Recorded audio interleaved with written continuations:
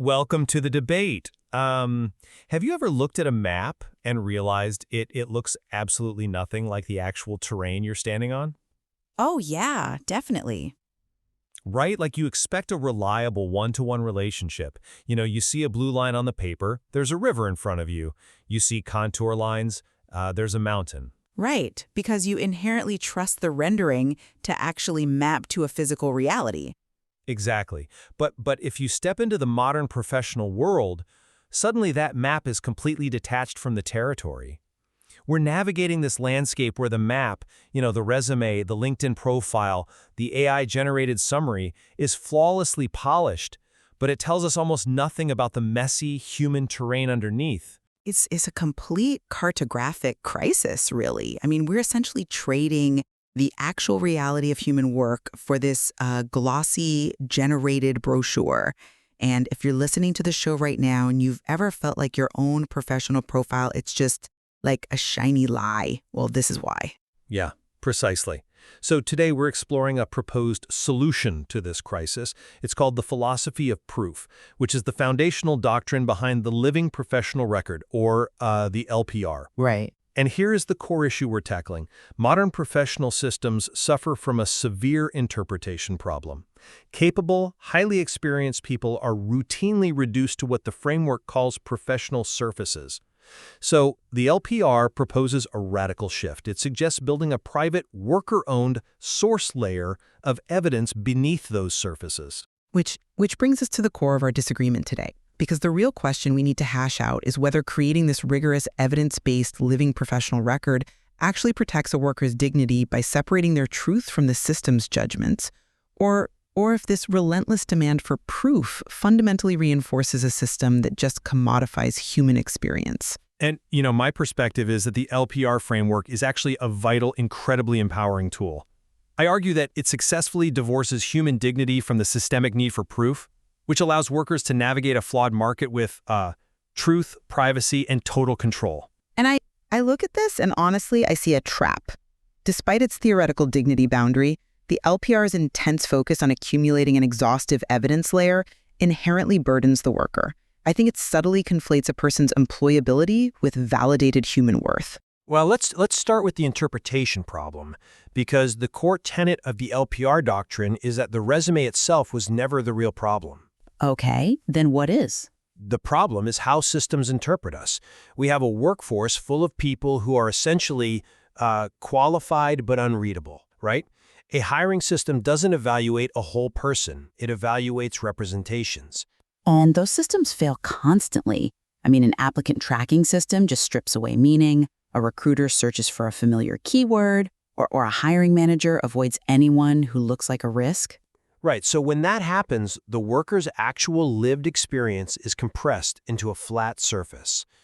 Let's look at the people who suffer most when we don't have a deep source layer. Take a retiring military logistics officer. Great example. They might have decades of experience managing massive, what we call operational texture. Movement, readiness, constraints, risk, life or death coordination in real time. But when they entered the civilian market, the receiving system just shrinks that incredible signal. Yeah, they just see supply chain or warehouse manager. Exactly. It's so reductive. Or consider a caregiver returning to paid work.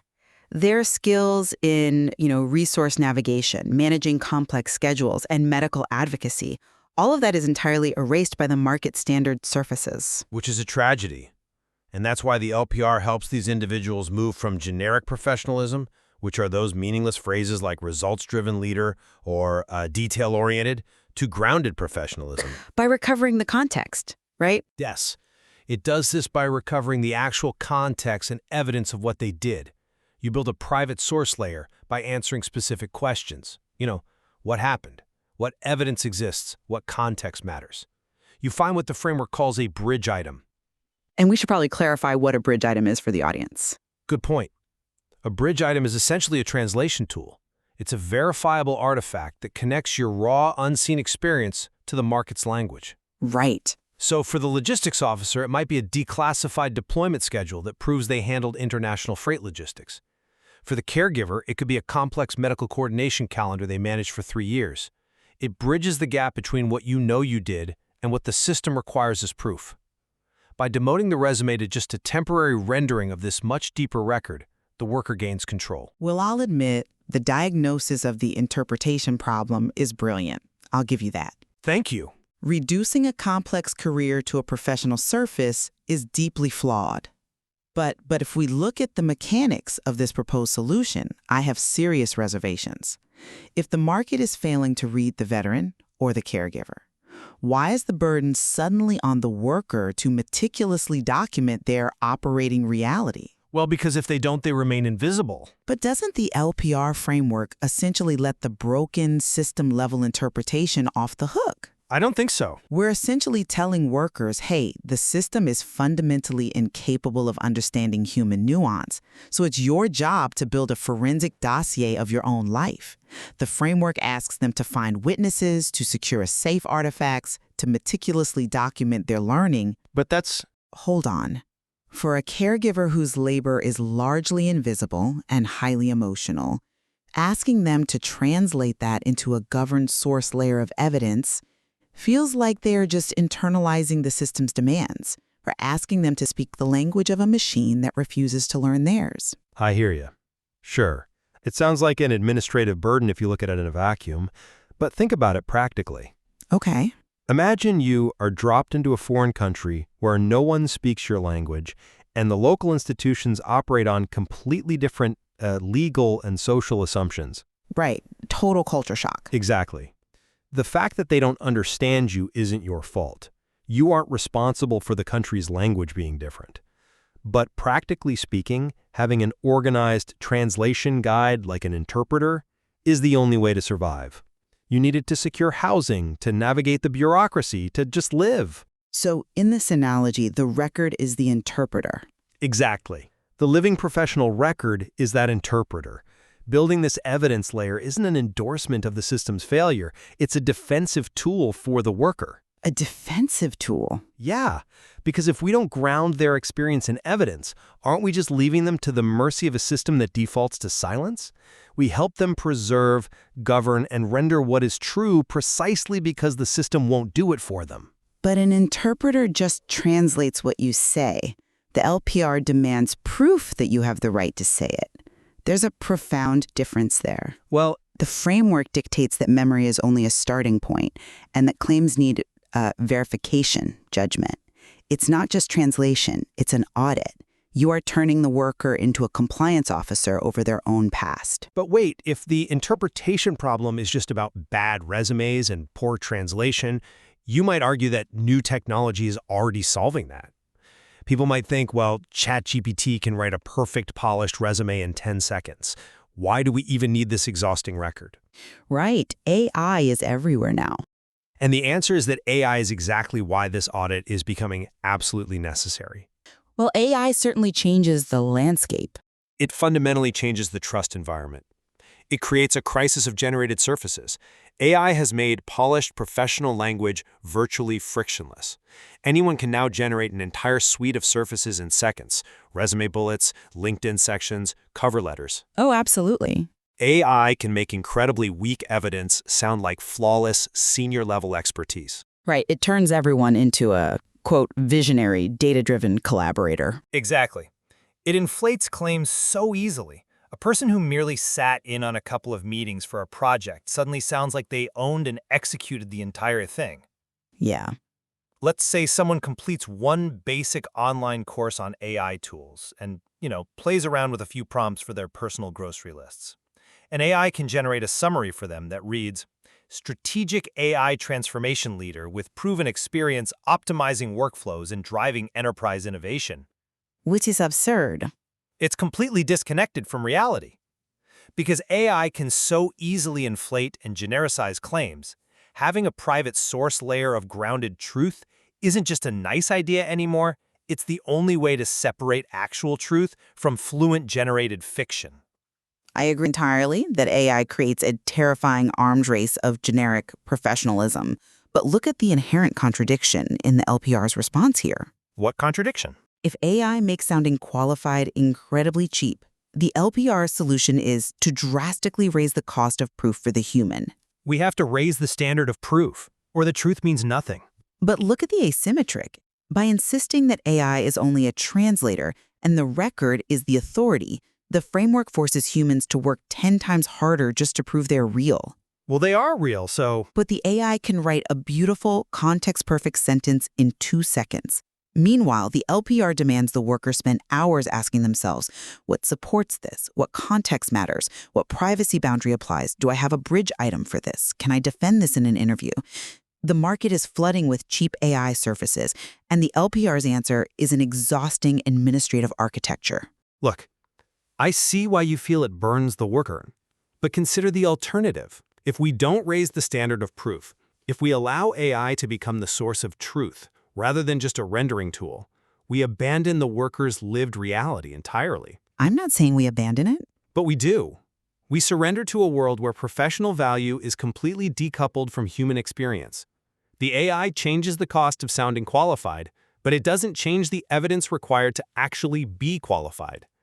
When a recruiter looks at 50 AI-generated resumes that all sound identical, the only thing that will differentiate the actual candidate is grounded professionalism. Meaning their ability to point to a specific real-world reality. Yes, the ability to say, I coordinated weekly updates between field staff and review teams after repeated handoff delays. You cannot generate that level of operational texture. You have to record it.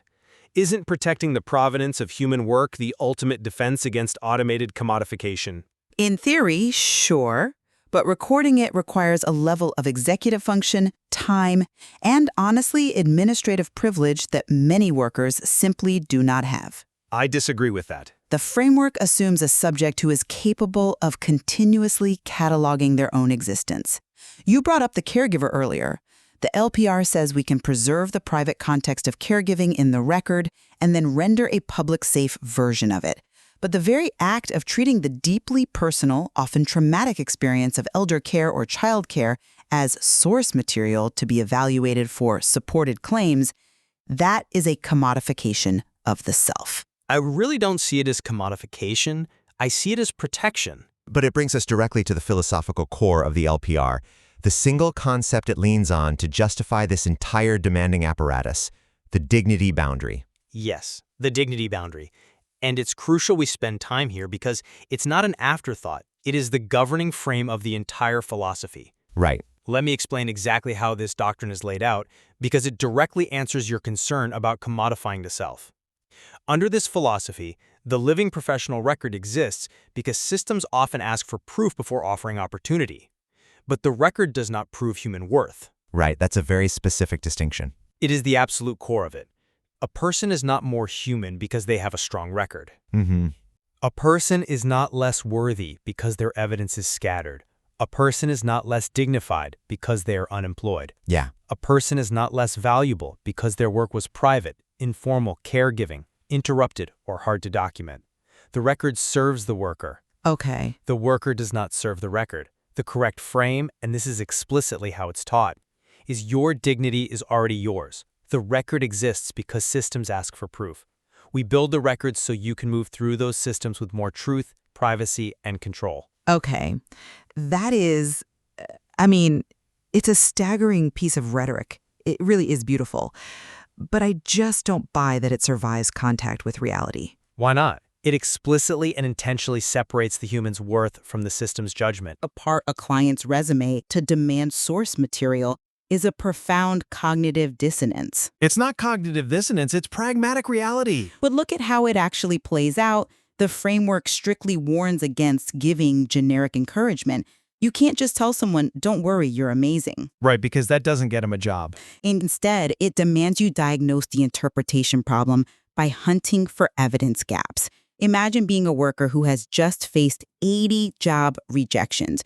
You're exhausted. You feel worthless. You go to an LPR advisor, and the advisor tells you, hey, your worth does not depend on employability. However, we need to reconstruct your memory, locate witnesses, and find safe artifacts because right now, you lack the evidence to be readable. Yes, to be readable to the system, not to be a valid human. But the system practically operates as if employability is dignity.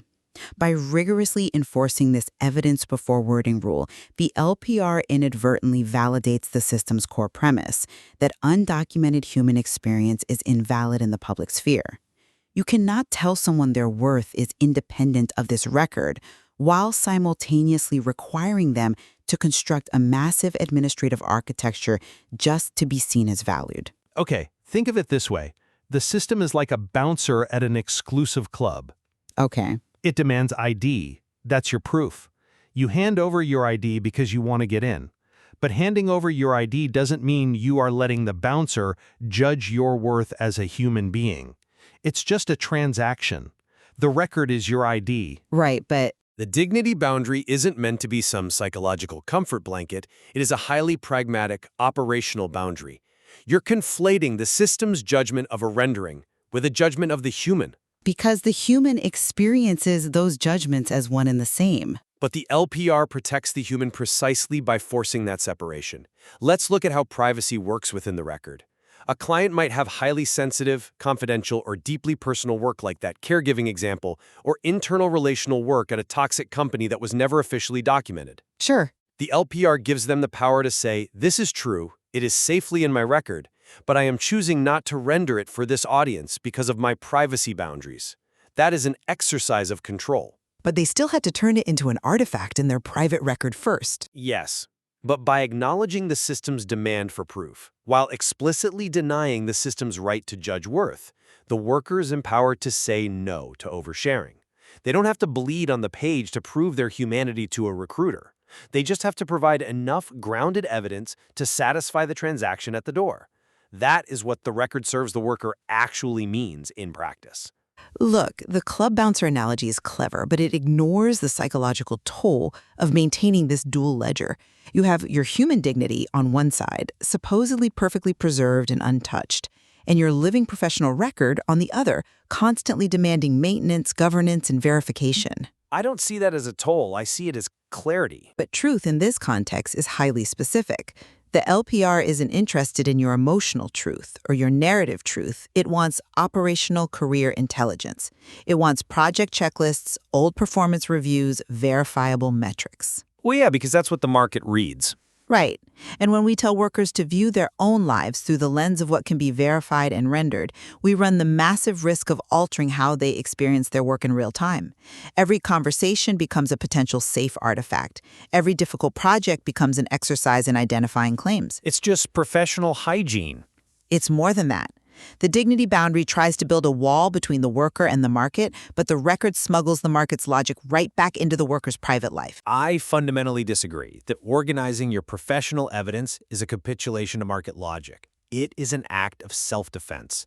If you want to see true capitulation, look at the alternative, what the framework calls the surface problem. Which is? When people don't have a record, they don't come asking for grounded truth. They come asking for a better resume. They say, can you make this sound more senior? They are literally begging to be optimized. Because they are desperate to survive the system. Exactly. And in doing so, they ask to be molded into whatever shape the market currently values. That usually results in a bloated AI-generated fiction that they then have to sweat through and impersonate in an interview.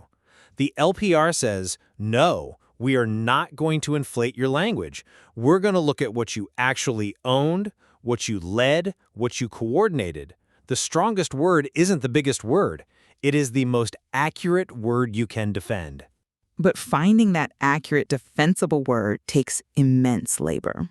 That discipline, the discipline of only rendering what you can support, is how you maintain your integrity in a system that constantly tempts you to lie.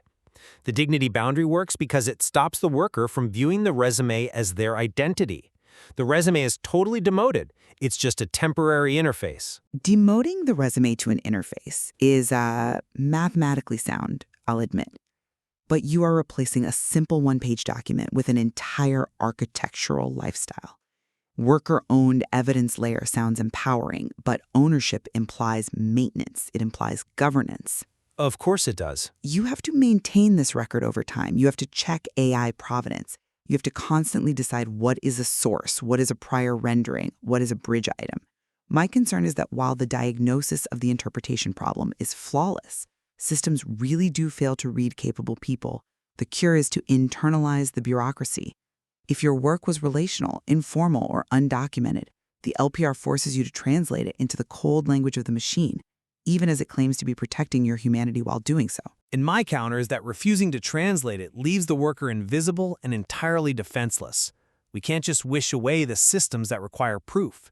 The LPR provides a method to navigate those systems without losing the truth of the work. I think we're arriving at the core tension here. We are. It's time to bring our perspectives together. The philosophy we're discussing presents a profound shift in how we approach professional identity. The living professional record proposes that by treating the resume as a mere rendering, in grounding professional claims in a private, governed evidence layer, we solve the interpretation problem. Right. It allows workers to navigate flawed AI-saturated systems with truth and control. And ideally, it protects their inherent dignity by cleanly separating who they are from what the market demands they prove. And while I agree that professional surfaces completely fail to capture human reality, and we certainly agree that human dignity exists entirely independent of employability, I remain highly cautious of the method. Which is fair. The pursuit of an exhaustively documented source layer is a perilous path. The risk is that in trying to shield the worker from systemic judgment, the LPR inadvertently cements a worldview where untracked, unrendered, or informal human experience is effectively invisible. It heavily tests the realistic limits of the dignity boundary, placing an immense administrative burden on the very workers it aims to protect. It's clear we agree on the fundamental brokenness of the current terrain. Resumes, AI summaries, optimized LinkedIn profiles, these surfaces are failing both the worker and the system. Absolutely. We also converge entirely on the principle that human worth cannot be derived from a professional track record. The lingering tension remains precisely on the mechanism. Does the rigorous cataloging of proof act as an impenetrable shield against the market, or does it inevitably invite the market's demand for verification into the private life of the worker? Exactly. Untangling our human worth from economic proof is perhaps the defining challenge of modern professional life. It's a deep, uncomfortable examination of how we quantify ourselves. Indeed it is.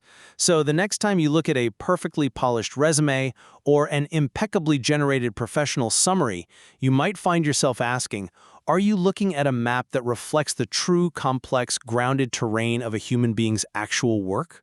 Or are you just admiring a very convincing drawing of a mountain that isn't really there?